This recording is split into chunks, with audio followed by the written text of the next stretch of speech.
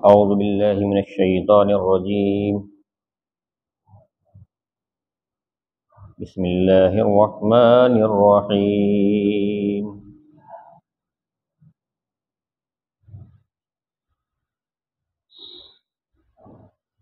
يا أيها الذين آمنوا اتقوا الله حق تقاته ولا تموتن إلا وأنتم مسلمون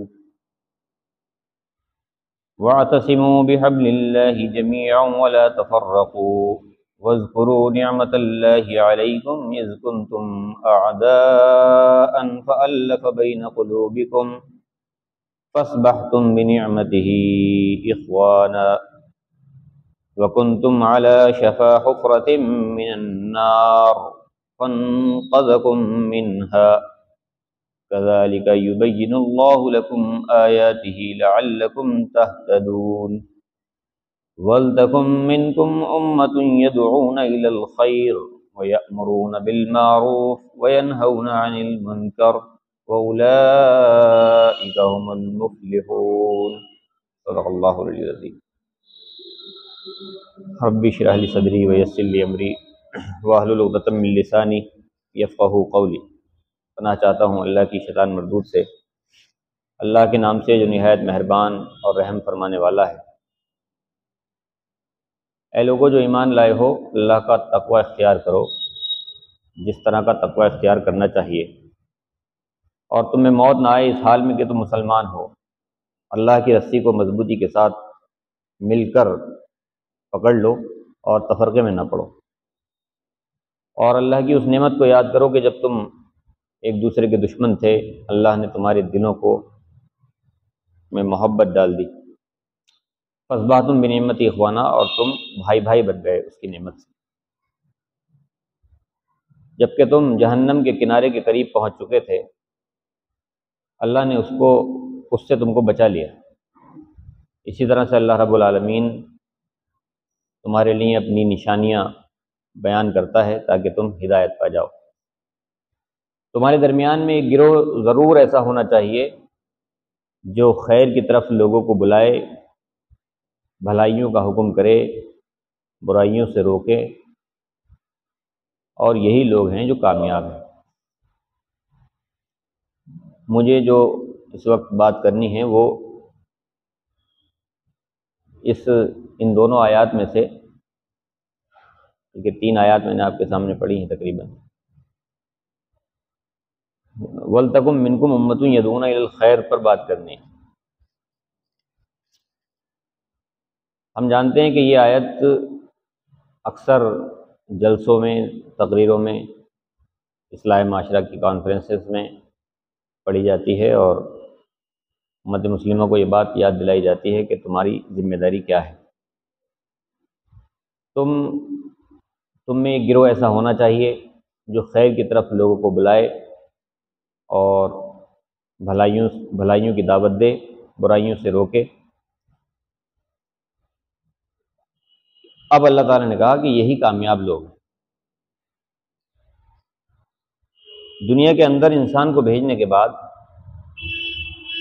اس کا ٹارگیٹ معلوم کیا جانا چاہیے کہ اس کا ٹارگیٹ کیا ہے.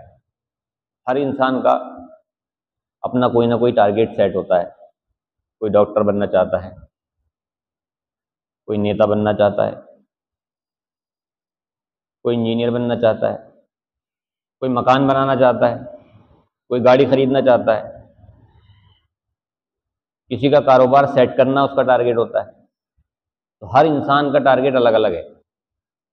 لیکن سوال یہ پیدا ہوتا ہے کہ کون سا ایسا ٹارگیٹ ہوگا جس کی بنیاد پر اللہ رب العالمین اس کا انتخاب کرے اور وہ ٹارگیٹ اس کو کامیاب لوگوں میں شمار کرائے. تو بحیثیت امت مسلمہ ہم میں کا ہر فرد کوئی ایسا نہیں ہے کہ جس کو ٹارگیٹ نہ دیا گیا ہو. اللہ تعالیٰ نے ہم میں سے ہر شخص کو پہلے سے ٹارگیٹ دے کر کے بھیجا ہے کہ تمہارا ایک مقصد ہے اور اس مقصد کے تحت تمہیں کچھ کام انجام دینے ہیں. تو اب یہ ٹارگیٹ تلاش کرنے کی اب ضرورت نہیں ہے، کیونکہ اگر ہم خود ٹارگیٹ کوئی سیٹ کریں گے اور اس تک نہیں پہنچ پائے تو پھر مایوسی ہوگی۔ لیکن اللہ تعالیٰ نے اگر ہمیں کوئی ٹارگیٹ دے کر کے بھیجا ہے، اس تک پہنچنا نہ پہنچنا یہ دوسری بات ہوگی، اس پر اگر کام کریں گے تو اجر ضرور ملے گا، اور وہ راستہ بھی ہموار ہوگا ہمارے لیے۔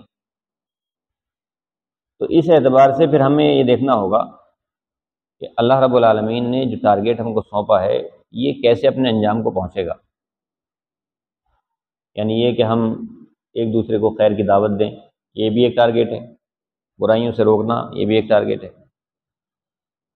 تو معلوم یہ ہوا کہ انسان کامیاب وہ ہے جو اپنے آپ کو اپنے رب کے فرامین کے مطابق بنانے کی فکر کرے، وہ کامیاب انسان ہوگا۔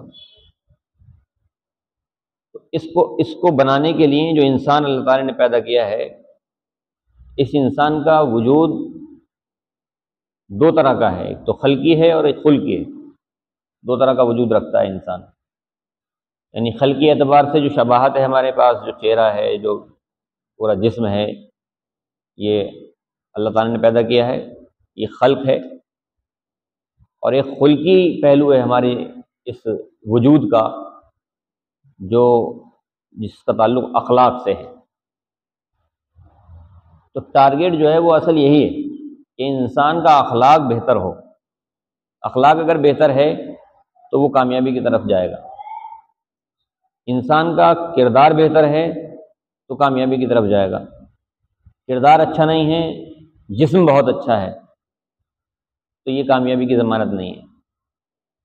اس لیے جب ہم آئینے کے سامنے کھڑے ہوتے ہیں تو ہمیں ایک دعا سکھائی گئی ہے، اور اس دعا میں کے الفاظ یہ ہوتے ہیں کہ اللہم حسن خلقی کما حسنت، اللہم حسن خلقی کما حسنت خلقی، اے رب میرے اخلاق کو ویسا بنا دے جیسا تو نے مجھے خوبصورت بنایا ہے۔ جب آئینے میں کھڑا ہوتا ہے انسان تو یہ دعا مانگتا ہے۔ اچھا، آئینے کے سامنے کالا انسان بھی کھڑا ہوگا تو دعا یہی مانگے گا، گورا کھڑا ہوگا تو بھی یہی دعا مانگے گا، سانولا کھڑا ہوگا تو بھی دعا یہی ہے۔ ہر آئینے میں دیکھنے والا اپنے آپ کو خوبصورت ہی سمجھتا ہے۔ یہ انسان کا جو وجود ہے یہ اپنے آپ میں خوبصورت ہے، رنگ سے فرق نہیں پڑتا ہے۔ انسان کا وجود اپنے آپ میں خوبصورت ہے، کیونکہ اللہ رب العالمین نے پوری مخلوقات میں، تمام مخلوقات میں اس انسانی وجود کو سب سے خوبصورت بنایا ہے۔ تو اب یہ رنگ کے اعتبار سے چاہے جیسا ہو، بہرحال جب یہ آئینے میں کھڑا ہوتا ہے تو آپ یہ دیکھیں گے کہ اگر کوئی سانولا انسان بھی آئینے کے سامنے کھڑا ہے تو وہ اپنے بالوں کو، اپنی زلفوں کو اسی انداز سے بناتا ہے جیسے ایک خوبصورت آدمی اپنی زلفیں بناتا ہے، اور اپنے آپ کو دیکھ کر کے مسکراتا رہتا ہے۔ لیکن دوسرا آدمی جب اسے دیکھے گا تو شاید نہ مسکرائے۔ اس سے مطلب یہ نکلا کہ ہر انسان اپنے آپ میں خود کو خوبصورت سمجھتا ہے، اور اسے سمجھنا چاہیے۔ تو آئینے کے سامنے کھڑے ہو کر کے ہم جب یہ دعا کرتے ہیں کہ ہمارے اخلاق کو بلند فرما، جس طرح سے تو نے ہماری خلقت کو خوبصورت بنایا ہے، اخلاق کو بھی خوبصورت بنا، تو یہ معلوم ہوا کہ اصل ٹارگیٹ جو ہے پھر انسان کا وہ یہ ہے کہ وہ اپنے اخلاق کو درست کرے۔ اب ہم جب قرآن پڑھیں گے تو مختلف مقامات پر ہمیں تمام تر قرآن کی آیات کا، عبادات کا، اور جو کچھ بھی اللہ تعالیٰ نے اور اللہ کے رسول نے ہم کو سکھایا ہے، اس کا جو محور ہے وہ اسی طرف گھومتا ہے کہ انسان سب سے زیادہ توجہ اپنے اخلاق پر منتج کرے، اپنے اخلاق پر سب سے زیادہ توجہ دے۔ دو چار مثالیں آپ کے سامنے میں عنایت کروں گا کہ ہمیں کس انداز سے اپنے آپ کو تیار رکھنا چاہیے۔ ہم نماز پڑھتے ہیں مثال کے طور پر، تو نماز پڑھنے کا بھی ایک مقصد ہے۔ کیا مقصد ہے نماز پڑھنے کا؟ کوئی بتائیں، کیوں پڑھتے ہیں ہم نماز؟ بتائیے جی۔ فرض ہے نماز، ایک جواب یہ ہے، اور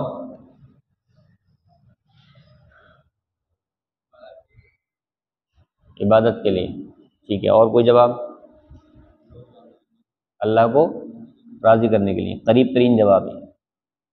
فرض ہے تو وہ تو پڑھنی ہے، لیکن اصل ٹارگیٹ جو نماز کا ہے وہ یہ ہے اللہ سے قربت کے لیے۔ نماز کا اصل مقصد یہ ہے۔ مقصد اصل کیا ہے؟ میں اللہ سے قریب ہونے کے لیے نماز پڑھتا ہوں۔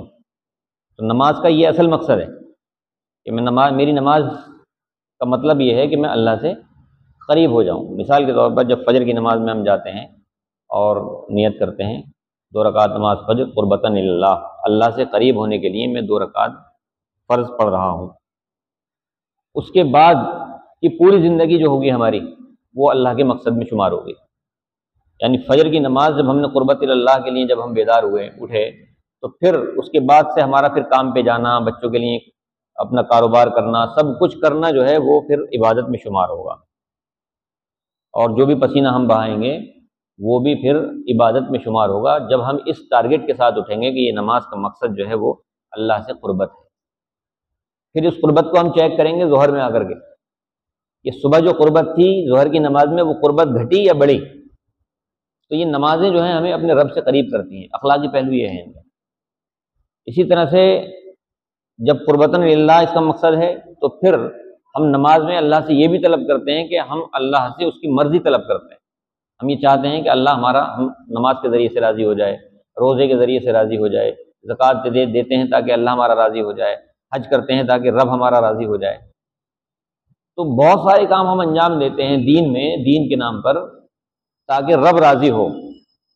لیکن ایک سوال یہ بھی ہمیں کبھی کبھی اپنے آپ سے کرنا چاہیے کہ جس رب کو ہم راضی کرنے کے لیے تمام کام انجام دیتے ہیں، کبھی ہم نے یہ بھی سوال خود سے کیا ہے کہ جو کچھ اللہ نے ہم کو عطا کیا ہے اس عطا پر اس سے راضی ہیں یا نہیں ہیں؟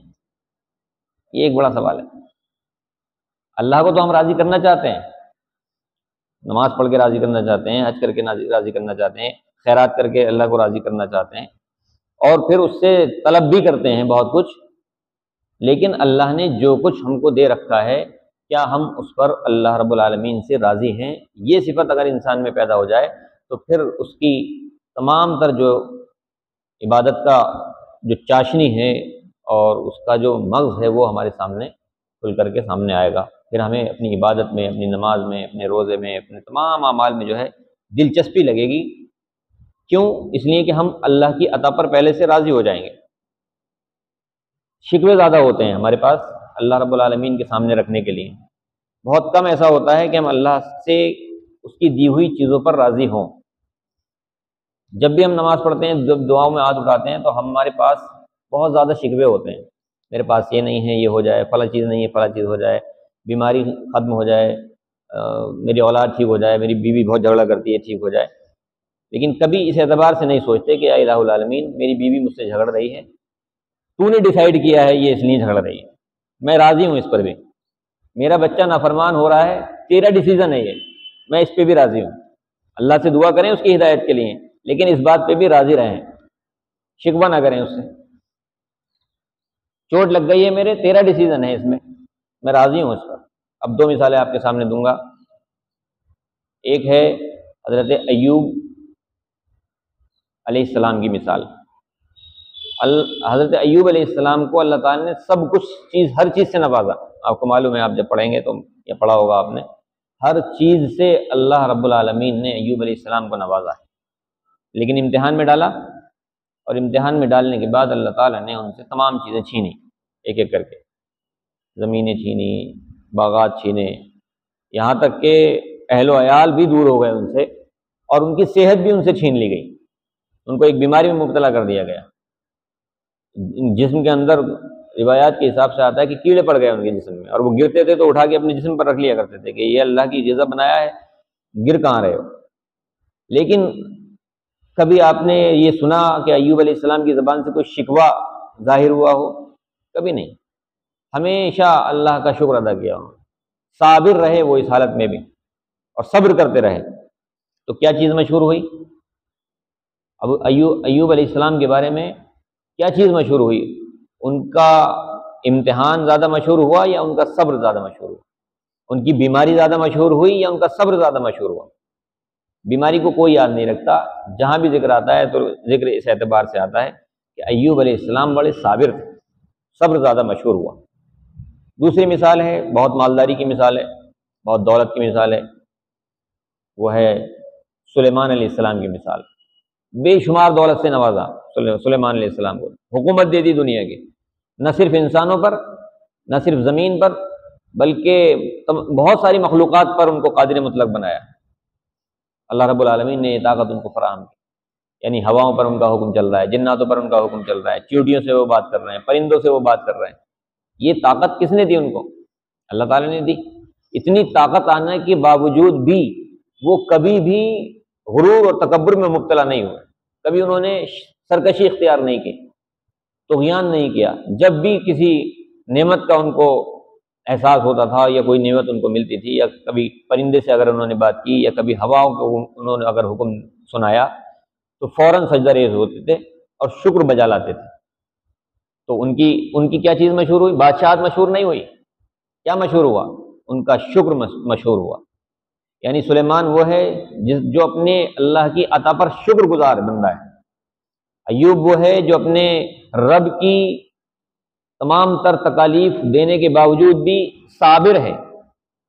تو معلوم یہ ہوا اخلاقی پہلو اس کا یہ ہے، اور ہمیں اپنے اخلاق کو اس انداز سے پروان چڑھانا چاہیے کہ کسی کے پاس زیادہ دولت کا ہو جانا کامیابی نہیں ہے، کسی کے پاس کچھ سب چیزوں کا چھن جانا ناکامی نہیں ہے۔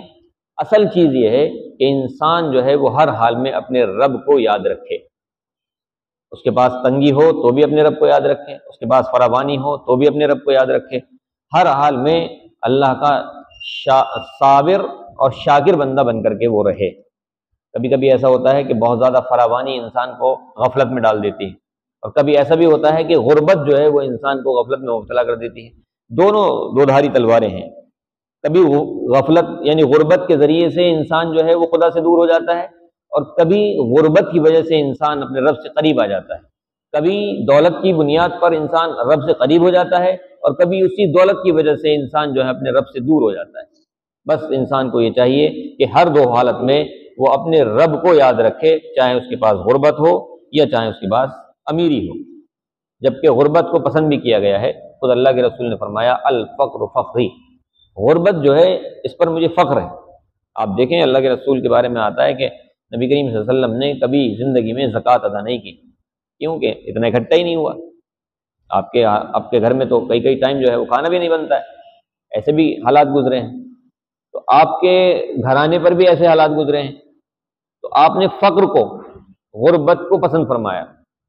تو جو اکثر یہ ہماری سوسائٹی میں ہوتا ہے، جو زیادہ غریب لوگ ہوتے ہیں وہ شکوے بہت رکھتے ہیں، ان کی اپنی کبھی بچی کا شکوہ رکھیں گے، بیٹیوں کا شکوہ رکھیں گے، دوسروں کا شکوہ رکھیں گے، اور زبان پہ کبھی کبھی ایسی باتیں آ جاتی ہیں جس سے یہ لگتا ہے کہ صاحب اللہ رب العالمین بس کے لیے بس ہم ہی رہ گئے تھے ستانے کے لیے۔ ایسے الفاظ کبھی کبھی ان کی زبانوں پر آ جاتے ہیں کہ یہ دن دناتے پھر رہے ہیں لوگ، اور اللہ رب العالمین نے آزمائش میں بس ہمیں ہی ڈال رکھا ہے۔ ایسا شکوہ اللہ کے تعلق سے انسان کی زبان پر نہیں آنا چاہیے۔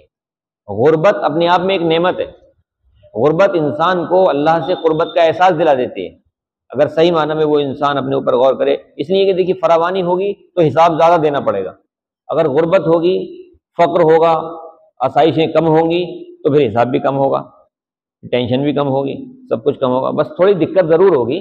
اس لیے کہ دنیا کے بارے میں مسلمانوں کا تصور یہ ہونا چاہیے کہ اس دنیا میں اللہ نے آسائشیں نہیں رکھی ہیں۔ مومن کے لیے تمام تر آسائشیں اور تمام تر فراوانیاں جو ہیں وہ جنت کے لیے اور آخرت کے لیے رکھی ہوئی ہیں۔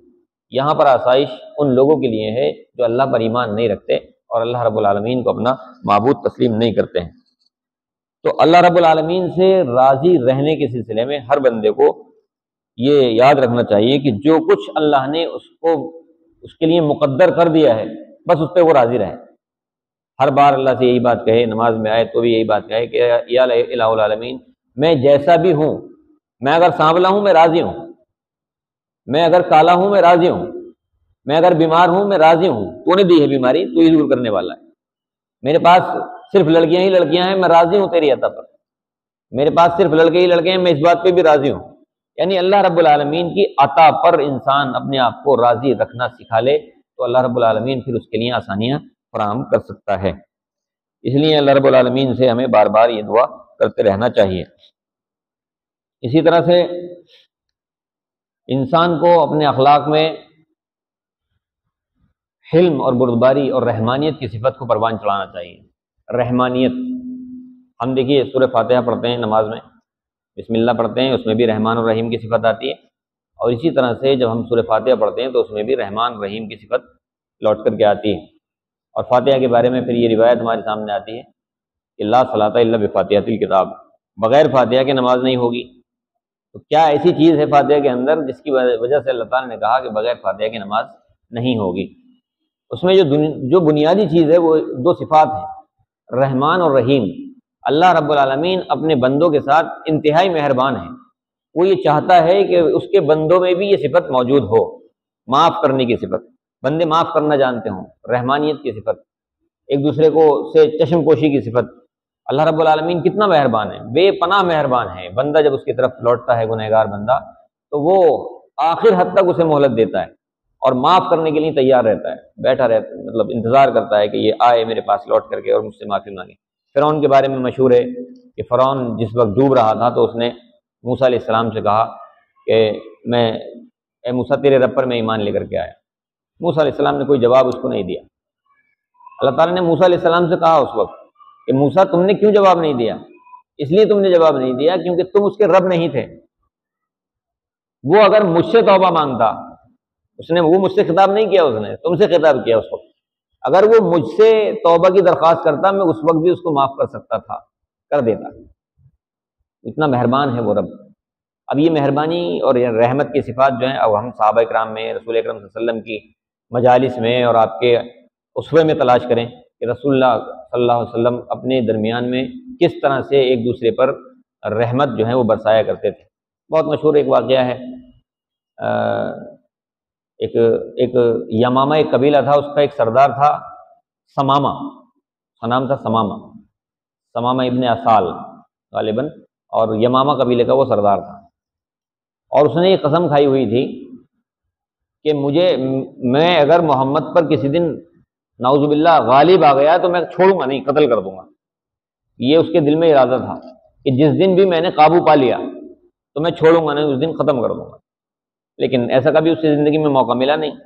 ایک جنگ کے موقع پر صحابہ کرام نے اسے گرفتار کر لیا، مسجد نبی کے ستون سے لا کے اس کو باندھ دیا گیا۔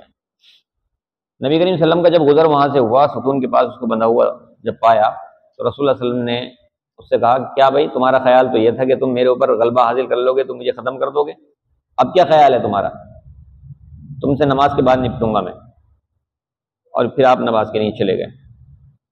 کہتے ہیں روایت کے اندر، کسی بعض روایت میں ہے کہ 3 دن تک برابر یہ سوال آپ کرتے رہے اس سے، وہ بندہ رہا اسی، اور آپ نے اس کے پورے کھانے پینے کا وہاں انتظام کیا، آرام سے اس کی مہمان نوازی کی، کیونکہ سردار تھا تو سردار کو رسول اللہ صلی اللہ علیہ وسلم سردار کے جیسا ریسپیکٹ دیا کرتے تھے، مقام اس کا گرنے نہیں دیتے تھے کبھی بھی، کیونکہ اس کا اپنا امپیکٹ ہوتا ہے۔ کوئی کسی قبیلے کا سردار ہو، کوئی کسی قبیلے کا معزز آدمی ہو، آپ کی مجلس میں اگر وہ آئے کسی وجہ سے کسی فیصلے کے لیے، آپ کو چاہیے کہ آپ بھی اس کو ویسے ہی مقام دیں جو اس کے قبیلے میں اس کو دیا جاتا ہے۔ اس کا امپیکٹ یہ پڑے گا کہ جب آپ میں سے کوئی شخص اس کے قبیلے میں یا اس کے وہاں جائے گا تو پھر وہ بھی آپ کو اسی عزت اور احترام کی نظر سے دیکھیں گے۔ چنانچہ نبی کریم صلی اللہ علیہ وسلم نے 3 شرطیں اس کے سامنے رکھی، کہا بھئی تم چونکہ دشمن ہو ہمارے تو یا تو تمہیں قتل کیا جائے گا بدلے میں، کیونکہ تم ارادہ رکھتے تھے ہمارے قتل کا، تو اب تمہیں قتل کیا جائے گا، یا یہ کہ دیت کے طور پر تمہیں چھوڑ دیا جائے اور ایک بھاری دیت جو ہے تم سے قبول کر لی جائے۔ تو بعض لوگوں کا خیال یہ ہوا کہ رسول اللہ صلی اللہ علیہ وسلم آپ اس سے پیسے لے کے چھوڑ لیجیے، مالدار آدمی ہے، اس کا قبیلہ جو ہے وہ بہت مالدار ہے، یہ کافی سارا پیسہ جو ہے وہ اپنے آپ کو بچانے کے لیے، آزاد کرانے کے لیے یہ دے سکتا ہے اور اس کے لوگ دیں گے، اس سے ہماری سوسائٹی کا بھی فائدہ ہو جائے گا۔ لیکن رسول اللہ نے کہا کہ اب یہ ایک اور تیسری شرط ہے وہ اس کے سامنے رکھوں گا، اختیار پھر مجھے ہوگا پورا کہ مجھے کیا فیصلہ لینا ہے۔ آپ نے ایک تیسری شرط بھی اس کے سامنے رکھی، اور وہ شرط یہ تھی کہ چاہو تو تمہیں معاف کر دیا جائے۔ تو جھٹ سے اس کی زبان سے لفظ نکلا کہ آپ کریم ہیں، آپ سے یہی امید ہے۔ جیسے ہی اس نے کہا کہ آپ کریم ہیں، رسول اللہ نے فرمایا چھوڑ، اس کے ہاتھ کھول دو۔ نہ تو اسے قتل کیا، نہ اسے دیت کے بدلے میں چھوڑا۔ جیسے ہی اس نے اس کی زبان سے یہ الفاظ جاری ہوئے ہمارے رسول کے بارے میں کہ آپ تو کریم ہیں، آپ سے یہی امید ہے، لفظ کریم اس کی زبان سے نکلا اور رسول اللہ صلی اللہ علیہ وسلم نے فوراً کہا اس کے ہاتھ کھولو، اسے چھوڑ دو۔ اب وہ گیا، جانے کے بعد مدینے سے باہر نکلا، ایک کنویں کے پاس گیا، کنویں میں جا کے اس نے غسل وہاں پر لیا، کپڑے تبدیل کیے اور واپس آ گیا پھر رسول اللہ صلی اللہ علیہ وسلم کے پاس۔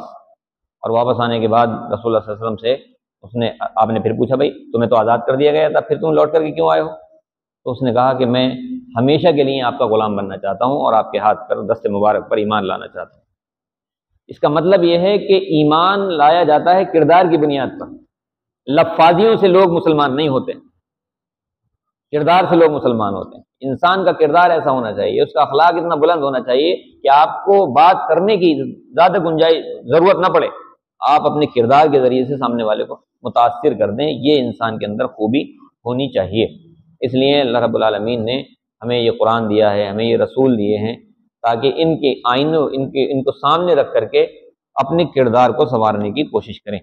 اسی لیے ایک حدیث میں یہ بات فرمائی گئی، المؤمن مرآۃ المؤمن، مومن مومن کا آئینہ ہوتا ہے۔ آئینے کا کام کیا ہے؟ آئینے کا کام یہ ہے کہ جب آپ اس کے سامنے کھڑے ہوں گے تو وہ جتنی برائی ہے اتنی دکھائے گا۔ اگر آپ کے ایک تل بنا ہوا ہے تو ایک ہی دکھائے گا، دوسرے گال کو صاف دکھائے گا۔ صرف آپ کی برائی آپ کو دکھائے گا، آپ اگر وہاں سے ہٹ گئے، دوسرا کوئی کھڑا ہو گیا سامنے، اس سے نہیں کہے گا کہ فلاں جو ابھی آیا تھا اس کے تل تھا یہاں پر، بس آپ کی برائی آپ کو بتائے گا۔ آپ ہٹیں گے، دوسرا آئے گا تو وہ دوسرے کی برائی دوسرے کو بتائے گا۔ یہ آئینے کا کام ہے۔ دوسرا یہ ہے کہ ڈرتا نہیں آئینہ کبھی۔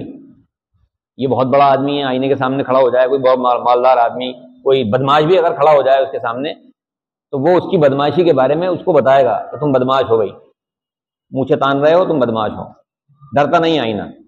مومن کو کہا رسول اللہ نے کہ مومن مومن کا آئینہ ہے، مطلب مومن کو آئینے کی طرح ہونا چاہیے، جتنی خرابی ہے اتنی خرابی اس کو بتائے، اکیلے میں بتائے۔ جیسے آئینہ جب ہی بتاتا ہے جب وہ سامنے ہوتا ہے، پیچھے نہیں بتاتا، برائی نہیں کرتا پھرتا ہے۔ یہ نہ ہو کہ صاحب ان کے بارے میں ہمیں کوئی بات معلوم ہوئی تو ہم نے ان کو بچانے کے بجائے ان کو بتا دی جا کر کے، یہ خرابی ہے، یہ غیبت ہے، اور برائی نہیں ہے پھر بھی ہم نے کوئی برائی بتائی تو یہ تہمت ہے۔ ہمیں چاہیے کہ جس کی خرابی ہے اس سے بات کریں اور اس کی برائی کو اس تک بتا دیں تاکہ وہ اصلاح کر لے۔ آئینے کا یہ کام ہے، آئینے کا یہ کام ہے، مومن کا یہ کام ہے کہ وہ اس کو اتنی ہی بات بتائے جتنی اس نے برائی دیکھی ہے، بڑا چڑھا کر کے بیان نہ کرے، اور صرف اسی کو بیان کرے، اور بیان کرنے میں ڈرے نہیں اس سے، اپنے آپ کو ملامت زدہ محسوس نہ کرے کہ میں بتاؤں گا تو یار یہ مجھ سے جھگڑے گا۔ نہیں، مومن کا مطلب یہ ہے کہ آپ اس کے خیر خواہ ہیں۔ دوسرا یہ ہے کہ اگر آئینے پہ پہلے سے ہی گرد پڑی ہوئی ہو پھر کیا ہوگا؟ کسی شیشے پر گرد پڑی ہوئی ہے، آپ اس کے سامنے کھڑے ہو گئے تو وہ آئینہ کیا دکھائے گا آپ کو؟ وہ آپ کے اوپر بھی گرد دکھائے گا، دھول دکھائے گا، اس لیے کہ اس پہ خود دھول پڑی ہوئی ہے، آپ پر نہیں تھی، آئینے پر دھول تھی۔ جب آپ آئینے کے سامنے کھڑے ہوئے تو آپ کے چہرے پہ بھی دھول نظر آ رہی ہے۔ تو ایسا مومن جس پہ خود گرد پڑی ہوئی ہے، جس کا کریکٹر خود خراب ہے، تو وہ دوسرے کو بھی خراب سمجھتا ہے۔ تو یہ آئینے کی مثال دے کر کے رسول اللہ صلی اللہ علیہ وسلم نے ہم کو سمجھایا ہے کہ دیکھو اپنے درمیان میں ایک دوسرے کے خیر خواہ بن کر کے رہو، اللہ رب العالمین سے تم ایک دوسرے کی خیر خواہی کرتے رہو۔ اسی طرح سے ہم یہ دیکھیں کہ بہت ساری چیزوں میں اللہ رب العالمین نے جو ہمیں احکامات دیے ہیں، اس میں جو ٹارگٹ سیٹ کرائے ہیں، ان تمام چیزوں میں اخلاق کو بڑا دخل دیا ہے۔ یعنی انسان یہ کہ اپنے اخلاق کو سنوارنے کی ہر وقت فکر کرے۔ قرآن کا تمام تر جب آپ اندازہ کریں گے، گفتگو اس پر کریں گے یا بیٹھ کر کے غور و فکر اس کے اندر کریں گے، اور حضرت عائشہ سے جا کر کے کبھی پوچھیں گے کہ قرآن کیا ہے، یا رسول کے بارے میں آپ پوچھیں گے کہ رسول کا اخلاق کیسا تھا، تو حضرت عائشہ فرمائیں گی کہ کیا تم نے قرآن کریم نہیں پڑھا؟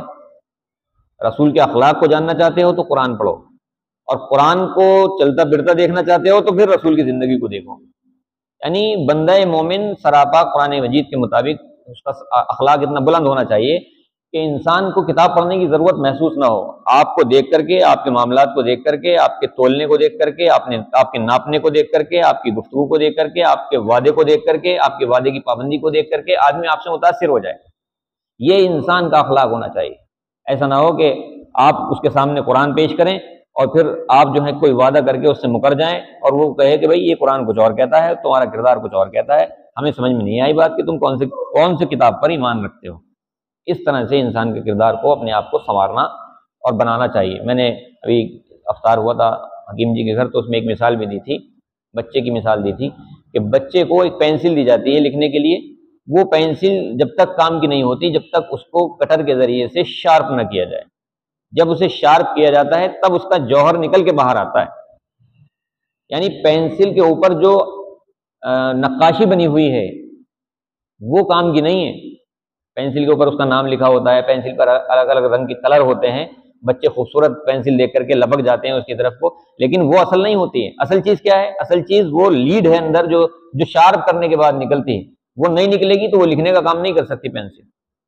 تو اس کا مطلب یہ ہوا کہ قرآن اور اللہ کے رسول ہمارے اخلاق کو بنانا چاہتے ہیں، اور ہمارے اندر جو جوہر چھپا ہوا ہے، جس کا اصل ٹارگیٹ ہے قرآن کا، اس کو باہر لانا چاہتا ہے اسلام، تاکہ اس کے مطابق زندگی ڈھل کر کے جب ہم آخرت میں پہنچیں تو سوال جو ہو وہ ہم سے ہمارے اخلاق کے بارے میں ہو، نہ کہ ہمارے خلقت کے بارے میں۔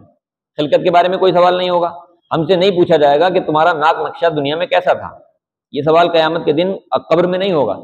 قبر میں جو سوال ہم سے ہوگا وہ یہ ہوگا تمہارا اخلاق دنیا میں کیسا تھا، کیسے لوگوں کے ساتھ رہتے تھے، تمہاری زبان لوگوں کے ساتھ کیسے چلتی تھی، تمہارے معاملات لوگوں کے ساتھ کیسے تھے۔ سوال تو یہ ہوں گے، اس بات کا سوال نہیں ہوگا کہ تم کالے تھے کہ گورے تھے۔ کوئی ماں بھی یہ نہیں چاہتی کہ اس کی اولاد کالی پیدا ہو، ہر ماں چاہتی ہے کہ اس کے گھر میں یوسف پیدا ہو، ہر ماں یہ چاہتی ہے۔ لیکن اس کے گھر میں اگر کوئی کالا بچہ پیدا ہو جائے تو ایسا نہیں ہے کہ اٹھا کے پھینک دیتی ہے، وہ اس سے بھی ویسی ہی محبت کرتی ہے جیسی یوسف سے کرے گی۔ اگر یوسف گھر میں پیدا ہوگا تو بھی اتنی محبت کرے گی، اور یوسف پیدا نہیں ہوا، کالا کوئی بچہ پیدا ہو گیا، سانولا کوئی پیدا ہو گیا، یا اس کا کوئی عضو چھوٹا رہ گیا، یا اس کے سر پہ بال نہیں پیدا ہوئے، یا اس کی آنکھ چھوٹی رہ گئی، محبت ماں اس سے اتنی ہی کرتی ہے، کیونکہ اس وجود میں ہم اپنی طرف سے کچھ نہیں کر سکتے۔ جو وجود اللہ نے ہم کو عنایت کیا ہے، اس وجود میں ہم کوئی تبدیلی نہیں لا سکتے۔ جیسا چہرہ ہے ہمارا چہرہ ویسے ہی رہے گا، جیسے ہاتھ پیر ہیں ہمارے ہاتھ پیر ویسے رہیں گے، کوئی تبدیلی ہم نہیں کر سکتے۔ کہاں کر سکتے ہیں تبدیلی اخلاق میں کر سکتے ہیں۔ اخلاق بنانا ہمارے ہاتھ میں ہے، اخلاق سنوارنا یہ ہمارے ہاتھ میں ہے۔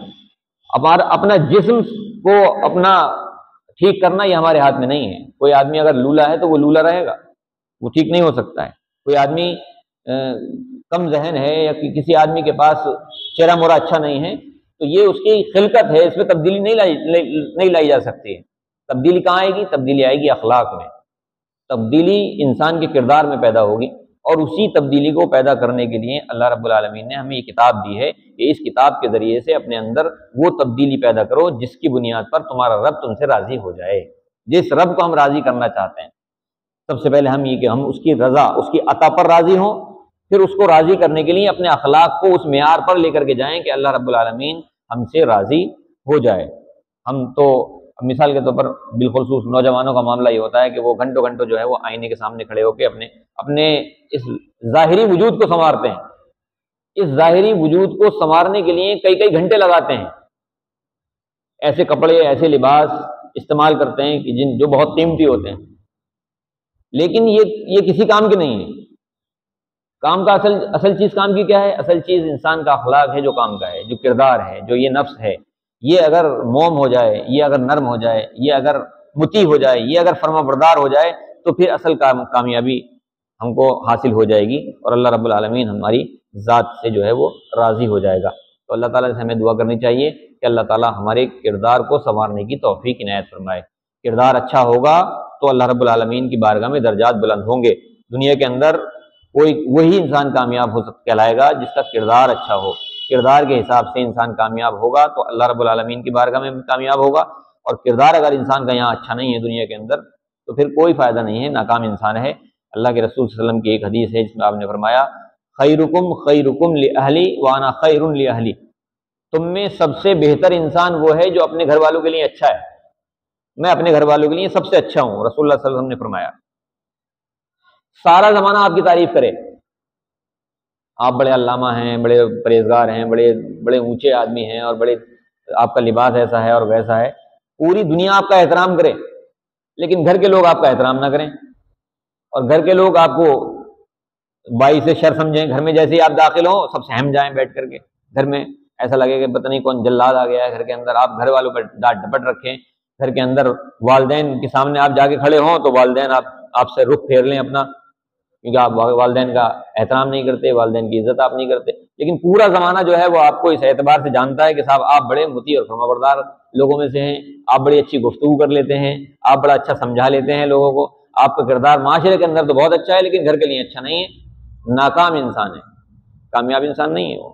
اللہ کے رسول نے جب یہ بات کہی کہ بہتر وہ ہے جو اپنے گھر والوں کے لیے اچھا ہے، کیونکہ اصلاح کا کام گھر سے شروع ہوتا ہے، سب سے پہلے اپنی ذات سے شروع ہوتا ہے، انسان سب سے پہلے اپنے آپ کو ٹارگیٹ بنائے کہ میرا نفس کیا چاہ رہا ہے، میں کیا چاہتا ہوں، میرا رب کیا چاہتا ہے اور میں کیا چاہتا ہوں۔